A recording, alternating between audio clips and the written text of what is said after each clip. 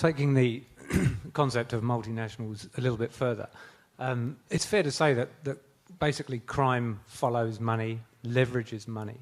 Yes. You can see that if cryptocurrency becomes that, any thoughts on how you might perceive the criminal element will start to leverage this? Well, one thing that's interesting about criminal organizations is that they are early adopters of technology. They are. Because they operate at the nexus of highest risk and highest reward, which makes them seek competitive advantage at a much higher rate than any other organization. So criminal organizations can take best advantage of technology and, as early adopters, use it to their advantage. Telephones, cars, shoes, I'm sure, were all exploited first by criminals. Because if the police doesn't have shoes and you do, you can run away. Automobiles is just the next step in that glorious plan. Bitcoin is money. And by definition, money is something you can use to buy anything. If you can't use it to buy anything, it's not money.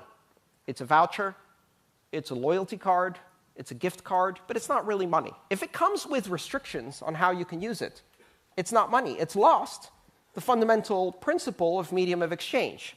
So can you buy drugs with Bitcoin? Of course you can.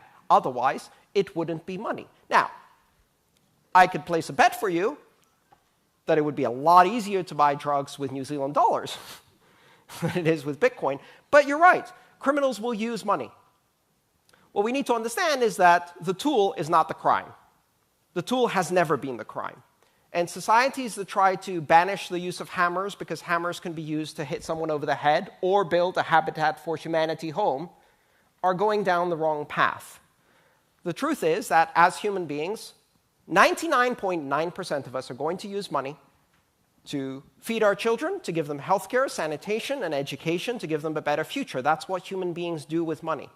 Just like what we use the internet to do is store the world's largest repository of cat videos. Yes, sure, there's some porn there. But in the end, the benefit of technology far outweighs the risks. I'm not concerned with solving crime through the control of money. When you try to solve crime through the control of money, the very organization you give control of money to becomes the criminal. Then they become the greatest criminal, and then they use that money to commit genocide. Every time in history. The power of money is absolute. Absolute power corrupts. Absolutely. We need to start thinking about separation of money and state and understand that it is just as important as separation of church and state.